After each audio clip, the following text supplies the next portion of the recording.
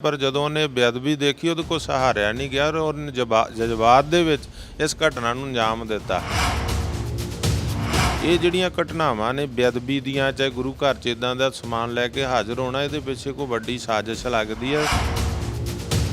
ਆਏ ਦਿਨ ਕੋਈ ਨਾ ਕੋਈ ਨਵੀਂ ਸਾਜ਼ਿਸ਼ ਜਿਹੜੀ ਆ, ਨਵੀਂ ਕੋਈ ਨਾ ਕੋਈ ਬੇਅਦਬੀ ਦੀ ਘਟਨਾ ਸਾਹਮਣੇ ਆ ਜਾਂਦੀ ਆ।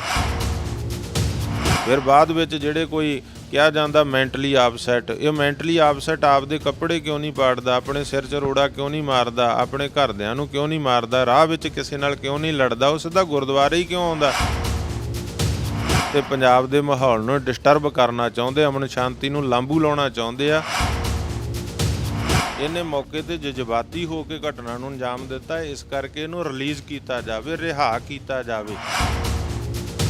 ਇਹ ਜਿਹੜਾ ਬੇਅਦਬੀ ਨੂੰ ਅੰਜਾਮ ਦਿੰਦਾ ਔਰ ਉਹਦੀ ਜ਼ਮਾਨਤ ਨਾ ਹੋਵੇ।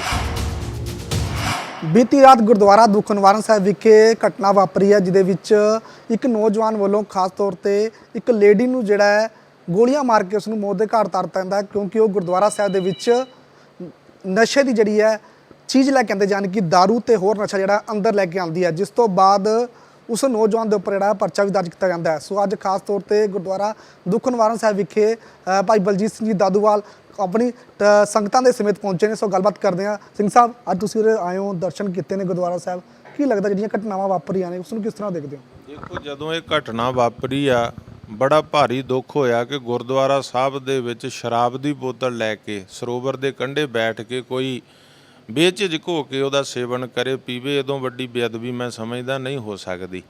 ਜੇ ਮੌਕੇ ਤੇ ਸੇਵਾਦਾਰਾਂ ਨੇ ਸਮਝਾਉਣ ਦਾ ਯਤਨ ਕੀਤਾ ਤੇ ਉਹਨਾਂ ਦੇ ਅੱਗੇ ਜਿਹੜਾ ਸੀਗਾ ਉਹਨਾਂ ਨਾਲ ਬਦਤਮੀਜ਼ੀ ਕੀਤੀ ਗਈ। ਜੇ ਸੇਵਾਦਾਰ ਲੈ ਕੇ ਆਪਣਾ ਮੈਨੇਜਰ ਦੇ ਕਮਰੇ 'ਚ ਆਏ, ਉੱਥੇ ਵੀ ਬਦਤਮੀਜ਼ੀ ਕੀਤੀ ਗਈ, ਜਿਹਦੇ ਨਾਲ ਸੰਗਤ ਦੇ ਜਜ਼ਬਾਤ ਭੜਕੇ ਤੇ ਉੱਥੇ ਮੌਕੇ ਤੇ ਉਹਨੂੰ ਜਿਹੜਾ ਸੀਗਾ ਫਿਰ ਘਟਨਾ ਨੂੰ ਅੰਜਾਮ ਦਿੱਤਾ ਗਿਆ, ਉਹਨੂੰ ਸੋਧਾ ਲਾਇਆ ਗਿਆ। ਮੈਂ ਸਮਝਦਾ ਕਿ ਜਿਹੜੇ ਸਿੰਘ ਨੇ, ਭਾਈ ਨਿਰਮਲਜੀਤ ਸਿੰਘ ਨੇ ਕਾਰਜ ਕੀਤਾ ਵਾ, ਉਹ ਕੋਈ ਅਪਰਾਧੀ ਪਿਛੋਕੜ ਦਾ ਨਹੀਂ ਆ। ਉਹ ਆਪਣਾ ਕਾਰੋਬਾਰੀ ਸਿੱਖ ਆ, ਦਰਸ਼ਨ ਕਰਨ ਆਇਆ, ਮੱਥਾ ਟੇਕਣ ਆਇਆ, ਪਰ ਜਦੋਂ ਉਹਨੇ ਬੇਅਦਬੀ ਦੇਖੀ ਉਹਦੇ ਕੋਲ ਸਹਾਰਿਆ ਨਹੀਂ ਗਿਆ ਔਰ ਉਹਨੇ ਜਜ਼ਬਾਤ ਦੇ ਵਿੱਚ ਇਸ ਘਟਨਾ ਨੂੰ ਅੰਜਾਮ ਦਿੱਤਾ। ਤਾਂ ਮੈਂ ਸਮਝਦਾ ਕਿ ਇਹ ਜਿਹੜੀ ਗੱਲਬਾਤ ਹੋਈ ਬਹੁਤ ਹੀ ਮੰਦਭਾਗੀ ਸੀ। ਗੁਰੂ ਘਰ ਦੇ ਵਿੱਚ ਸ਼ਰਾਬ ਲੈ ਕੇ ਜਿਹੜਾ ਸੀਗਾ ਦਾਖਲ ਹੋਣਾ ਤੇ ਗੁਰੂ ਘਰ ਦੇ ਵਿੱਚ ਬੈਠ ਕੇ ਸ਼ਰਾਬ ਦੀ, ਇਹਦੇ ਪਿੱਛੇ ਕੋਈ ਸਾਜ਼ਿਸ਼ ਹੋ ਸਕਦੀ ਹੈ। ਇਹ ਜਿਹੜੀਆਂ ਘਟਨਾਵਾਂ ਨੇ ਬੇਅਦਬੀ ਦੀਆਂ, ਚਾਹੇ ਗੁਰੂ ਘਰ 'ਚ ਇੱਦਾਂ ਦਾ ਸਮਾਨ ਲੈ ਕੇ ਹਾਜ਼ਰ ਹੋਣਾ, ਇਹਦੇ ਪਿੱਛੇ ਕੋਈ ਵੱਡੀ ਸਾਜ਼ਿਸ਼ ਲੱਗਦੀ ਹੈ।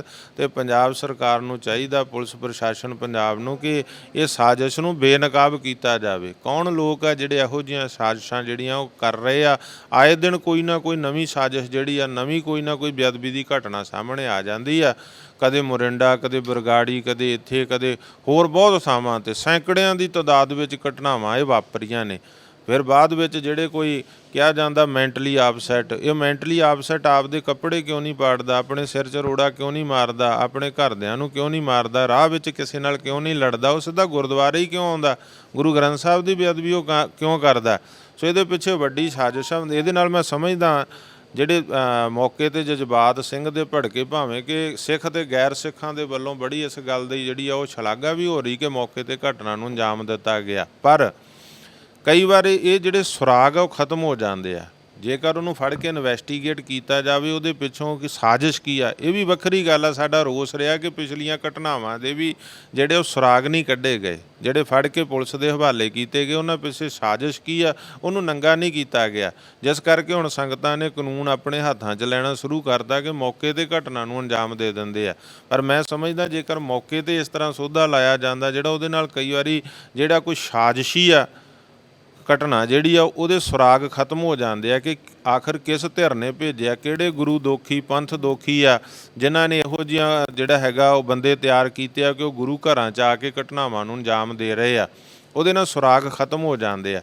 ਸੋ ਉਹਨਾਂ ਨੂੰ ਇਨਵੈਸਟੀਗੇਸ਼ਨ ਮੈਂ ਸਮਝਦਾ ਵੀ ਪਹਿਲਾਂ ਕਰਨਾ, ਉਹਨਾਂ ਦੀ ਪੁੱਛਗਿੱਛ ਚੰਗੀ ਤਰੀਕੇ ਦੇ ਨਾਲ ਸੰਗਤ ਵੱਲੋਂ ਜਿਨ੍ਹਾਂ ਦੇ ਕਾਬੂ ਆਵੇ, ਫਿਰ ਪ੍ਰਸ਼ਾਸਨ ਵੱਲੋਂ ਕਰਨੀ ਚਾਹੀਦੀ ਹੈ ਕਿ ਆਖਰ ਉਹਨਾਂ ਦੇ ਪਿੱਛੇ ਕੌਣ ਲੋਕ ਆ ਜਿਹੜੇ ਇਹੋ ਜਿਹੀਆਂ ਘਟਨਾਵਾਂ ਨੂੰ ਅੰਜਾਮ ਦੇ ਕੇ ਗੁਰੂ ਸਾਹਿਬ ਦਾ ਅਪਮਾਨ ਤੇ ਪੰਜਾਬ ਦੇ ਮਾਹੌਲ ਨੂੰ ਡਿਸਟਰਬ ਕਰਨਾ ਚਾਹੁੰਦੇ, ਅਮਨ ਸ਼ਾਂਤੀ ਨੂੰ ਲਾਂਭੂ ਲਾਉਣਾ ਚਾਹੁੰਦੇ ਆ।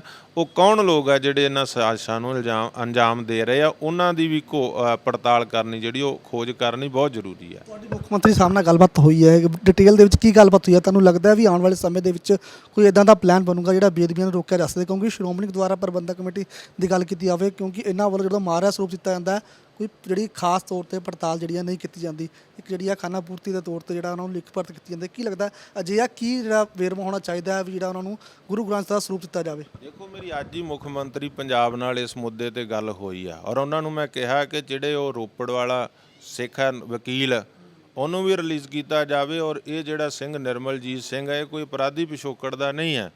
ਇਹਨੇ ਮੌਕੇ ਤੇ ਜਜ਼ਬਾਤੀ ਹੋ ਕੇ ਘਟਨਾ ਨੂੰ ਅੰਜਾਮ ਦਿੱਤਾ, ਇਸ ਕਰਕੇ ਇਹਨੂੰ ਰਿਲੀਜ਼ ਕੀਤਾ ਜਾਵੇ, ਰਿਹਾ ਕੀਤਾ ਜਾਵੇ ਔਰ ਜਿਹੜੇ ਦੋਸ਼ੀ ਆ ਉਹਨਾਂ ਤੇ ਜਵਾਪਾ ਵਰਗੀ NSA ਵਰਗੀ ਧਾਰਾ ਉਹਨਾਂ ਤੇ ਲਾਈ ਜਾਵੇ। ਆਪਾਂ ਬਹੁਤ ਬੇਕਸੂਰਾਂ ਦੇ ਉੱਤੇ ਧਾਰਾਵਾਂ ਸਾਡੇ ਤੇ ਜਵਾਪਾ ਲੱਗਦੀਆਂ ਰਹੀਆਂ ਨੇ। ਅਸੀਂ ਧਰਮ ਦਾ ਕਾਰਜ ਕਰਦੇ ਸੀ ਤਾਂ ਸਾਨੂੰ ਵੀ ਜਵਾਪਾ ਬਾਦਲ ਸਰਕਾਰ ਵਿੱਚ ਜਵਾਪਾ ਝੱਲਣੀ ਪਈ ਆ। ਧਰਮ ਦਾ ਕਾਰਜ ਕਰਦੇ ਆ, ਧਰਮ ਪ੍ਰਚਾਰ ਕਰਦੇ ਆ, ਪਰ ਇਹ ਜਿਹੜੇ ਦੋਸ਼ੀ ਆ ਇਹਨਾਂ ਤੇ ਜਵਾਪਾ ਕਿਉਂ ਨਹੀਂ ਲੱਗਦੀ, ਇਹਨਾਂ ਤੇ NSA ਕਿਉਂ ਨਹੀਂ ਲੱਗਦੀ? ਇਹੋ ਜਿਹੇ ਜਿਹੜੇ ਦੋਸ਼ੀ ਗੁਰੂ ਗ੍ਰੰਥ ਪੰਥ ਦਾ ਅਪਮਾਨ ਕਰਦੇ, ਗੁਰੂ ਘਰ ਦਾ ਅਪਮਾਨ ਕਰਦੇ ਆ ਜਾਂ ਕਿਸੇ ਵੀ ਧਰਮ ਗ੍ਰੰਥ ਦਾ, ਧਰਮ ਸਥਾਨ ਦਾ, ਉਹਨਾਂ ਤੇ ਜਵਾਪਾ ਵਰਗੀ ਧਾਰਾ ਲੱਗੇ ਕਿ ਜਿਹੜੇ ਮਾਹੌਲ ਨੂੰ ਡਿਸਟਰਬ ਕਰਨਾ ਚਾਹੁੰਦੇ, ਦੰਗੇ ਫਸਾਦ ਭੜਕਾਉਣਾ ਚਾਹੁੰਦੇ, ਅਮਨ ਸ਼ਾਂਤੀ ਨੂੰ ਲਾਂਭੂ ਲਾਉਣਾ ਚਾਹੁੰਦੇ ਆ, ਉਹਨਾਂ ਤੇ ਜਿਹੜੀ 295 ਇਹਦੀ ਧਾਰਾ ਵਾ ਉਹਦੇ ਤੇ ਸਜ਼ਾ 'ਚ ਵਾਧਾ ਕੀਤਾ ਜਾਵੇ। ਇਹ ਮੁੱਖ ਮੰਤਰੀ ਸਾਹਿਬ ਨਾਲ ਗੱਲ ਹੋਈ ਆ, ਉਹਨਾਂ ਨੂੰ ਕਿਹਾ ਕਿ ਲਿਖ ਕੇ ਜਿਹੜਾ ਕਾਨੂੰਨ ਆ ਉਹ ਸੈਂਟਰ ਨੂੰ ਭੇਜਿਆ ਜਾਵੇ, ਸੈਂਟਰ ਤੋਂ ਪਾਸ ਕਰਾਇਆ ਜਾਵੇ ਔਰ ਖੁਦ ਵੀ ਘੱਟ ਤੋਂ ਘੱਟ 10 ਸਾਲ 15 ਸਾਲ 20 ਸਾਲ ਦਾ ਸਜ਼ਾ ਹੋਵੇ ਇਹਦੇ ਵਿੱਚ ਕਿ ਜਿਹੜਾ ਬੇਅਦਬੀ ਨੂੰ ਅੰਜਾਮ ਦਿੰਦਾ ਔਰ ਉਹਦੀ ਜ਼ਮਾਨਤ ਨਾ ਹੋਵੇ। ਜਵਾਪਾ ਵਰਗੀ ਧਾਰਾ ਲੱਗੀ ਹੋਊ ਤਾਂ ਆਪੇ ਜ਼ਮਾਨਤ ਨਹੀਂ ਹੋਏਗੀ। ਇਹ ਜਿਹੜੀ ਮੁੱਖ ਮੰਤਰੀ ਸਾਹਿਬ ਨੇ ਭਰੋਸਾ ਦਿੱਤਾ ਕਿ ਅਸੀਂ ਅੱਜ ਹੀ ਉਹਨਾਂ ਨਾਲ ਗੱਲਬਾਤ ਹੋਈ ਆ, ਉਹਨਾਂ ਨੇ ਭਰੋਸਾ ਦਿੱਤਾ ਕਿ ਅਸੀਂ ਇਹ ਜਿਹੜੀ ਆ ਇਹਦੇ ਤੇ ਗੌਰ ਕਰਾਂਗੇ ਕਿ ਅਸੀਂ ਇਹ ਜਿਹੜੀ ਆ ਬੇਅਦਬੀ ਦੀ ਧਾਰਾ ਵਾ ਇਹਦੇ 'ਚ ਸਜ਼ਾ ਦਾ ਵਾਧਾ ਕੀਤਾ ਜਾਵੇ ਤੇ ਬੇਅਦਬੀ ਦੇ ਦੋਸ਼ੀਆਂ ਤੇ ਜਵਾਪਾ ਵਰਗੀ ਧਾਰਾ ਜਿਹੜੀ ਉਹਦੀ ਵਰਤੋਂ ਕੀਤੀ ਜਾਵੇ। ਜਥੇਦਾਰ ਤੇ ਬੜੇ ਸਵਾਲ ਚੁੱਕੇ ਜਾ ਰਹੇ ਨੇ, ਅਕਾਲੀ ਦਲ ਵੀ ਸਵਾਲ ਚੁੱਕ ਰਿਹਾ, ਹੋਰ ਪਾਰਟੀਆਂ ਵੀ ਸਵਾਲ ਚੁੱਕ ਰਹੀਆਂ। ਤੁਹਾਨੂੰ ਲੱਗਦਾ ਹੈ ਕਿ ਵਿਆਹ ਦੇ ਉੱਪਰ ਇੱਕ ਸਮਾਗਮ ਦੇ ਉੱਪਰ ਜਾਣਾ ਕੀ ਜਾਇਜ਼ ਹੈ, ਕਿ ਠੀਕ ਹੈ ਸਿੰਘ ਸਾਹਿਬ ਨੂੰ ਜਾਣਾ ਚਾਹੀਦਾ ਸੀ ਜਾਂ ਨਹੀਂ ਜਾਣਾ ਚਾਹੀਦਾ ਸੀ? ਦੇਖੋ, ਸਾਡੇ ਵਖਰੇਵੇਂ ਜਥੇਦਾਰ ਸਾਹਿਬ ਨਾਲ ਕਈ ਤਰ੍ਹਾਂ ਦੇ ਸਿਧਾਂਤਕ ਹੋ ਸਕਦੇ ਆ, ਪਰ ਇਸ ਮਸਲੇ ਤੇ ਮੈਂ ਸਮਝਦਾ ਕਿਸੇ ਵੀ ਸਿੱਖ ਆਗੂ ਨੂੰ, ਜਥੇਦਾਰ ਨੂੰ, ਕੋਈ ਸਿੱਖ ਗੈਰ ਸਿੱਖ ਕੋਈ ਵੀ ਆਪਣੇ ਖੁਸ਼ੀ ਗਮੇ ਤੇ ਬੁਲਾਉਂਦਾ ਵਾ ਤੇ ਜਿੱਥੇ ਕੋਈ ਧਰਮ ਦੀ ਮਰਿਆਦਾ ਦੀ ਉਲੰਘਣਾ ਨਹੀਂ ਹੁੰਦੀ ਉੱਥੇ ਜਾਣ 'ਚ ਕੋਈ ਹਰਜ਼ ਨਹੀਂ ਆ। ਅਕਾਲੀ ਦਲ ਪਤਾ ਨਹੀਂ ਕਿਉਂ ਸਵਾਲ ਖੜੇ ਕਰ ਰਿਹਾ। ਜੇ ਸਾਡੇ ਵਰਗੇ ਸਿੱਖ ਸਵਾਲ ਖੜੇ ਕਰਦੇ ਆ ਕੋਈ ਮਰਿਆਦਾ ਦੇ ਮੁੱਦੇ ਤੇ ਕਿ ਤੁਸੀਂ ਇੱਕ ਧੜੇ ਦੇ ਪੱਖ ਜਾਂ ਇੱਕ ਪਾਰਟੀ ਦੇ ਪੱਖ 'ਚ ਵਰਤ ਰਹੇ ਹੋ, ਤਾਂ ਉਦੋਂ ਤਾਂ ਉਹੀ ਅਕਾਲੀ ਆਗੂ ਕਹਿੰਦੇ ਆ ਕਿ ਜਥੇਦਾਰ ਸਾਹਿਬ ਤਾਂ ਸਰਬ ਕਲਾ ਸਮਰੱਥ ਨੇ, ਉਹਨਾਂ ਤੇ ਸਵਾਲ ਨਹੀਂ ਖੜਾ ਕੀਤਾ ਜਾ ਸਕਦਾ, ਉਹਨਾਂ ਨੂੰ ਸਵਾਲ ਸ਼ੰਕਿਆਂ 'ਚ ਨਹੀਂ ਲਿਆ ਜਾ ਸਕਦਾ। ਤੇ ਅੱਜ ਆਪ ਕਿਉਂ ਸ਼ੰਕੇ ਖੜੇ ਕਰ ਰਹੇ, ਸਵਾਲ ਕਿਉਂ ਖੜੇ ਕਰ ਰਹੇ? ਹਾਂ, ਕੋਈ ਵੀ ਗੈਰ ਸਿੱਖ ਜਿਹੜਾ ਗੈਰ ਸਿੱਖ ਜਥੇਦਾਰ ਸਾਹਿਬ ਨੂੰ ਆਪਣੀ, ਮੈਂ ਤਾਂ ਸਮਝਦਾ ਸਗੋਂ ਵਡਿਆਈ ਵਾਲੀ ਗੱਲ ਹੈ ਕਿ ਕਿਸੇ ਗੈਰ ਸਿੱਖ ਨੇ ਸਾਡੇ ਜਥੇਦਾਰ ਸਾਹਿਬ ਨੂੰ ਆਪਣੇ ਸਮਾਗਮ 'ਚ ਬੁਲਾਇਆ। ਉੱਥੇ ਹੁਣ ਜਿੱਥੇ ਉਹ ਗਏ ਆ ਤਾਂ ਮਰਿਆਦਾ ਦੀ ਉਲੰਘਣਾ ਹੋਈ ਕਿ ਨਹੀਂ ਹੋਈ ਇਹ ਤਾਂ ਜਥੇਦਾਰ ਸਾਹਿਬ ਦੱਸ ਸਕਦੇ ਆ, ਕਿਉਂਕਿ ਉਹ ਹਾਜ਼ਰ ਸੀਗੇ। ਉਹਨਾਂ ਦੀ ਜ਼ਿੰਮੇਵਾਰੀ ਵੱਡੀ ਬਣਦੀ ਆ ਕਿ ਉੱਥੇ ਮਰਿਆਦਾ ਦੀ ਉਲੰਘਣਾ ਹੋਈ ਜਾਂ ਨਹੀਂ ਹੋਈ ਇਹ ਤਾਂ ਜਥੇਦਾਰ ਸਾਹਿਬ ਦੱਸ ਸਕਦੇ ਆ। ਪਰ ਮੈਂ ਇੱਕ ਗੱਲ ਕਹਿਣਾ ਚਾਹੁੰਦਾ ਕਿ ਅਕਾਲੀ ਦਲ ਨੂੰ ਕਬਜ਼ਾ ਨਹੀਂ ਕਰਨਾ ਚਾਹੀਦਾ। ਜੇ ਜਥੇਦਾਰ ਉਹ ਸੌਦੇ ਤੇ ਆ ਜਿਹੜਾ ਸਰਬ ਸਾਂਝਾ ਅਕਾਲ ਤਖਤ ਦਾ ਸਭ ਦਾ, ਜਥੇਦਾਰ ਸਾਹਿਬ ਨਿਰਪੱਖ, ਅਸੀਂ ਤਾਂ ਚਾਹੁੰਦੇ ਸਾਰਿਆਂ ਨਾਲ ਉਹ ਬਰਾਬਰ ਵਰਤਨ, ਨਿਰਪੱਖ ਭੂਮਿਕਾ ਜਿਹੜੀ ਆ ਜਥੇਦਾਰ ਸਾਹਿਬ ਦੀ ਹੋਵੇ, ਇੱਕ ਪਾਰਟੀ ਇੱਕ ਧੜੇ ਦੀ ਨਾ ਹੋਵੇ।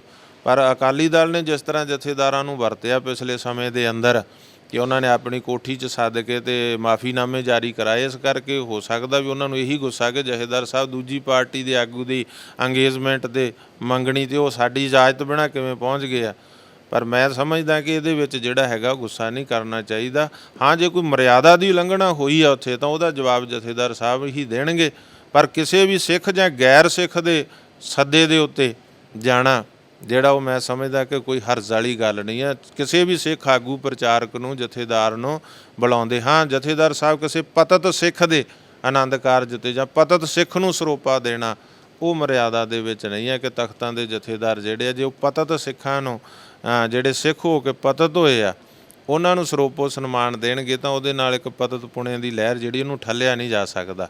ਪਰ ਕਿਸੇ ਵੀ ਦੂਸਰੀ ਪਾਰਟੀ ਦੇ ਜਾਂ ਦੂਸਰੇ ਧਰਮ ਦੇ ਕਿਸੇ ਵੀ ਫੰਕਸ਼ਨ ਦੇ ਉੱਪਰ ਜੇ ਕੋਈ ਸਾਡੇ ਜਥੇਦਾਰ ਜਾਂ ਸੰਤ ਮਹਾਂਪੁਰਸ਼ ਪ੍ਰਚਾਰਕ ਨੂੰ ਕੋਈ ਬੁਲਾਉਂਦਾ ਤੇ ਜਿੱਥੇ ਧਰਮ ਦੀ, ਸਾਡੀ ਸਿੱਖੀ ਦੀ ਪਰੰਪਰਾਵਾਂ ਮਰਿਆਦਾ ਦੀ ਕੋਈ ਉਲੰਘਣਾ ਨਹੀਂ ਹੁੰਦੀ ਉੱਥੇ ਜਾਣ 'ਚ ਕੋਈ ਗੁਰੇਜ਼ ਨਹੀਂ ਹੈ, ਕੋਈ ਹਰਜ਼ ਨਹੀਂ ਹੈ। ਲਾਸਟ ਸਵਾਲ ਹੈ, ਭਾਈ ਅੰਮ੍ਰਿਤਪਾਲ ਸਿੰਘ ਦੇ ਪਰਿਵਾਰ ਨਾਲ ਤੁਹਾਡੀ ਮੁਲਾਕਾਤ ਹੋਈ ਹੈ, ਹੁਣ ਕੀ ਅੱਗੇ ਪਲਾਨ ਕੀ ਹੈ ਤੁਹਾਡਾ? ਕੋਈ ਹੁਣ ਉਸ ਤੋਂ ਬਾਅਦ ਉਹਨਾਂ ਨੂੰ ਕੋਈ ਲੈ ਕੇ ਆਉਣ ਵਾਸਤੇ, ਕਿਉਂਕਿ NSA ਲੱਗ ਗਈ, ਹੁਣ ਕੀ ਪਰਿਵਾਰ ਦੇ ਨਾਲ ਕੋਈ ਗੱਲਬਾਤ ਹੋਈ ਹੈ ਉਸ ਤੋਂ ਬਾਅਦ ਕੋਈ? ਦੇਖੋ, ਉਹਨਾਂ ਦਾ ਪਰਿਵਾਰ ਜਿਹੜਾ ਹੈਗਾ ਉਹਦੀਆਂ ਸਾਰੀਆਂ ਗੱਲਾਂ ਬਾਤਾਂ ਤੁਹਾਡੇ ਸਾਹਮਣੇ ਆਈਆਂ ਨੇ। ਉਹਨਾਂ ਦਿਨਾਂ 'ਚ ਵੀ ਮੈਂ ਕਿਹਾ ਸੀ ਕਿ ਭਾਈ ਅੰਮ੍ਰਿਤਪਾਲ ਸਿੰਘ ਨੇ ਕੋਈ ਐਡਾ ਗੁਨਾਹ ਨਹੀਂ ਕੀਤਾ ਕਿ ਉਹਨੂੰ ਇਸ ਤਰ੍ਹਾਂ NSA ਲਾ ਕੇ ਤੇ ਡਿਬਰੂਗੜ੍ਹ ਭੇਜਿਆ ਜਾਏ। ਜਿਹੜੇ ਬਾਕੀ ਸਿੱਖ ਵੀ ਆ ਉਹਦੇ ਬਾਰੇ ਵੀ ਮੁੱਖ ਮੰਤਰੀ ਪੰਜਾਬ ਨੂੰ ਅਸੀਂ ਕਿਹਾ ਕਿ NSA ਹਟਾ ਕੇ ਉਹਨਾਂ ਨੂੰ ਜਿਹੜਾ ਹੈਗਾ, ਜੇ ਕੋਈ ਕਾਨੂੰਨੀ ਤੁਹਾਨੂੰ ਲੱਗਦਾ ਗੈਰ ਕਾਨੂੰਨੀ ਪੰਜਾਬ ਦੀ ਜੇਲ੍ਹ ਵਿੱਚ ਰੱਖ ਕੇ ਉਹਨਾਂ 'ਤੇ ਗੱਲਬਾਤ ਜਿਹੜੀ ਕੀਤੀ ਜਾ ਸਕਦੀ ਆ। ਤੇ ਉਹਨਾਂ ਨੇ ਭਰੋਸਾ ਦਿੱਤਾ ਵੀ ਹਰ ਗੱਲ ਦੇ ਉੱਤੇ ਅਸੀਂ ਜਿਹੜਾ ਹੈਗਾ ਗੌਰ ਕਰਾਂਗੇ। ਇਸ ਦੇ ਉੱਪਰ ਅਸੀਂ ਬੰਦੀ ਸਿੰਘਾਂ ਵਾਸਤੇ ਵੀ ਕੀਤਾ, ਜਿਹਦੇ ਵਾਸਤੇ ਕੌਮੀ ਇਨਸਾਫ ਮੋਰਚਾ ਵੀ ਚੱਲ ਰਿਹਾ। ਤਾਂ ਮੁੱਖ ਮੰਤਰੀ ਸਾਹਿਬ ਨੂੰ ਕਿਹਾ ਕਿ ਭਾਈ ਦਵਿੰਦਰਪਾਲ ਸਿੰਘ ਭੁੱਲਰ ਉਹ ਦਿੱਲੀ ਦੀ ਜੇਲ੍ਹ 'ਚ, ਉਹਨਾਂ ਨੇ ਕਿਹਾ ਕਿ ਉਹ ਕਮਿਸ਼ਨਰ ਦੇ ਅੰਡਰ ਆ ਤੇ ਉਹ ਕਮਿਸ਼ਨਰ ਹੋਮ ਮਿਨਿਸਟਰ ਦੇ ਅੰਡਰ ਆ, ਉਹ ਸਾਡੇ ਅੰਡਰ ਨਹੀਂ ਆ। ਜਿਹੜਾ ਸਾਡਾ ਹੋਮ ਮਿਨਿਸਟਰ ਆ ਉਹਦੇ ਵੱਲੋਂ ਕੋਈ ਦਿੱਕਤ ਨਹੀਂ ਆ। ਤੇ ਅਸੀਂ ਕਿਹਾ ਫਿਰ ਤੁਸੀਂ ਬਿਆਨ ਜਾਰੀ ਕਰੋ ਔਰ ਸਾਡੀ ਅਪੀਲ ਆ ਕਿ ਤੁਸੀਂ ਪ੍ਰਧਾਨ ਮੰਤਰੀ ਤੇ ਹੋਮ ਮਿਨਿਸਟਰ ਨੂੰ ਚਿੱਠੀ ਲਿਖੋ ਬਤੌਰ ਮੁੱਖ ਮੰਤਰੀ ਪੰਜਾਬ ਕਿ ਜਿੰਨੇ ਸਜ਼ਾਵਾਂ ਪੂਰੀਆਂ ਕਰ ਚੁੱਕੇ ਕੈਦੀ ਆ, ਚਾਹੇ ਉਹ ਸਿੱਖ ਨੇ ਚਾਹੇ ਕੋਈ ਗੈਰ ਸਿੱਖ ਨੇ, ਜਿਹੜੇ ਸਜ਼ਾਵਾਂ ਪੂਰੀਆਂ ਕਰ ਚੁੱਕੇ, ਜੇ ਕੋਈ ਗੈਰ ਸਿੱਖ ਵੀ ਹੈਗਾ ਤਾਂ ਉਹਨੂੰ ਵੀ ਰਿਹਾ ਕੀਤਾ ਜਾਵੇ, ਸਿੱਖਾਂ ਨੂੰ ਤਾਂ ਰਿਹਾ ਕੀਤਾ ਹੀ ਜਾਵੇ। ਜਿਹੜੇ ਸਜ਼ਾਵਾਂ ਪੂਰੀਆਂ ਕਰਨ ਦੇ ਬਾਵਜੂਦ ਵੀ 30 ਸਾਲਾਂ ਤੋਂ ਜੇਲ੍ਹਾਂ ਦੇ ਵਿੱਚ ਨਜ਼ਰਬੰਦ ਨੇ। ਆ ਪਿਛਲੇ ਦਿਨ ਹੀ ਭਾਈ ਲਖਵਿੰਦਰ ਸਿੰਘ ਦੀ ਪੱਕੀ ਜ਼ਮਾਨਤ ਹੋਈ, ਰਿਹਾਈ ਹੋਈ। ਅਸੀਂ ਮੁਬਾਰਕ ਵੀ ਦਿੰਦੇ ਹਾਂ ਭਾਈ ਲਖਵਿੰਦਰ ਸਿੰਘ ਹੁਣਾਂ ਨਾਲ। ਪਹਿਲਾਂ ਜਦੋਂ ਉਹ ਆਏ ਆਪਣੀ ਪੈਰੋਲ 'ਤੇ ਮੁਲਾਕਾਤ ਭਾਈ ਗੁਰਮੀਤ ਸਿੰਘ ਨਾਲ ਮੁਲਾਕਾਤ ਹੋਈ ਆ, ਭਾਈ ਸ਼ਮਸ਼ੇਰ ਸਿੰਘ ਨਾਲ ਮੁਲਾਕਾਤ ਹੋਈ ਆ। ਤਾਂ ਮੈਂ ਚਾਹੁੰਦਾ ਕਿ ਕੇਂਦਰ ਸਰਕਾਰ ਨੂੰ ਤੁਰੰਤ ਉਹਨਾਂ ਨੂੰ ਰਿਹਾ ਕਰਨਾ ਚਾਹੀਦਾ ਔਰ ਪੰਜਾਬ ਸਰਕਾਰ ਨੂੰ ਆਪਣਾ ਪੱਖ ਲਿਖਤੀ ਤੌਰ ਦੇ ਉੱਤੇ ਚਿੱਠੀ ਜਿਹੜੀ ਆ ਹੋਮ ਮਿਨਿਸਟਰ ਸਾਹਿਬ ਨੂੰ ਜਾਂ ਪ੍ਰਾਈਮ ਮਿਨਿਸਟਰ ਸਾਹਿਬ ਨੂੰ ਲਿਖਣੀ ਚਾਹੀਦੀ ਆ ਕਿ ਜਿੰਨੇ ਵੀ ਬੰਦੀ ਸਿੰਘ ਆ ਤੇ ਚਾਹੇ ਕੋਈ ਗੈਰ ਸਿੱਖ ਆ ਜਿਹੜਾ ਸਜ਼ਾ ਪੂਰੀ ਕਰ ਚੁੱਕਿਆ ਕਾਨੂੰਨ ਅਨੁਸਾਰ, ਜਿਸ ਕਾਨੂੰਨ ਨੇ ਉਹਨਾਂ ਨੂੰ ਅੰਦਰ ਭੇਜਿਆ ਸੀਗਾ ਉਸੇ ਕਾਨੂੰਨ ਅਨੁਸਾਰ ਉਹ ਬਾਹਰ ਆਉਣ ਦੀ ਅੱਜ ਸਮਰੱਥਾ ਰੱਖਦੇ ਆ। ਉਹਨਾਂ ਦਾ ਕੇਸ ਜਿਹੜਾ ਸਜ਼ਾ ਪੂਰੀ ਕਰ ਚੁੱਕਿਆ ਤੇ ਫਿਰ ਵੀ ਉਹ ਜੇਲ੍ਹ 'ਚ ਕਿਉਂ ਨਜ਼ਰਬੰਦ ਆ, ਉਹਨਾਂ ਨੂੰ ਵੀ ਰਿਹਾ ਕੀਤਾ ਜਾਵੇ। ਤਾਂ ਮੁੱਖ ਮੰਤਰੀ ਸਾਹਿਬ ਨੇ ਭਰੋਸਾ ਦਿੱਤਾ ਕਿ ਅਸੀਂ ਬਹੁਤ ਜਲਦੀ ਇਹਦੇ 'ਤੇ ਗੌਰ ਕਰਕੇ ਇਹ ਕਾਰਵਾਈ ਜਿਹੜੀ ਆ ਉਹ ਕਰਾਂਗੇ। ਬਿਲਕੁਲ, ਜਿਸ ਤਰ੍ਹਾਂ ਬਲਜੀਤ ਸਿੰਘ ਜਾਦੂਵਾਲ ਸਾਹਿਬ ਨੇ ਕਿਹਾ ਕਿ ਮੁੱਖ ਮੰਤਰੀ ਭਗਵੰਤ ਮਾਨ ਦੇ ਨਾਲ ਜਿਹੜੀ ਗੱਲਬਾਤ ਹੋਈ ਹੈ ਤੇ ਜਲਦ ਉਹਨਾਂ ਨੇ ਭਰੋਸਾ ਦਿੱਤਾ ਹੈ। ਗੁਰਦੁਆਰਾ ਦੂਖਨਿਵਾਰਨ ਸਾਹਿਬ ਦੀ ਘਟਨਾ ਉਹਦੀ ਵੀ ਜਾਣਕਾਰੀ ਜਿਹੜੀ ਉਹਨਾਂ ਨੇ ਸਾਂਝੀ ਕੀਤੀ ਹੈ ਤੇ ਨਾਲੇ ਬੰਦੀ ਸਿੰਘਾਂ ਦਾ ਵੀ ਜਿਹੜੀ ਗੱਲਬਾਤ ਮੁੱਖ ਮੰਤਰੀ ਦੇ ਨਾਲ ਸਾਂਝੀ ਕੀਤੀ ਹੈ। ਹੋ ਸਕਦਾ ਹੈ ਕਿ ਜਲਦ ਜਿਹੜਾ ਹੈ ਕੋਈ ਵੱਡਾ ਜਿਹੜਾ ਕਹਿ ਸਕਦੇ ਆਪਾਂ ਕੋਈ ਇਲੈਕਸ਼ਨ ਹੋਵੇਗਾ ਜਾਂ ਬੰਦੀ ਸਿੰਘ ਜਿਹਨੇ ਛੁਡਾਏ ਜਾਣਗੇ ਜਾਂ ਫਿਰ ਗੁਰਦੁਆਰਾ ਦੂਖਨਿਵਾਰਨ ਸਾਹਿਬ ਦੀ ਘਟਨਾ ਹੋਈ ਹੈ ਉਸ 'ਤੇ ਵੀ ਜਿਹੜਾ ਕੋਈ ਵੱਡਾ ਜਿਹੜਾ ਗੌਰ ਕੀਤਾ ਜਾਵੇਗਾ। ਪਟਿਆਲਾ ਤੋਂ ਅਮਰਜੀਤ ਸਿੰਘ ਦੀ ਵਿਸ਼ੇਸ਼ ਰਿਪੋਰਟ।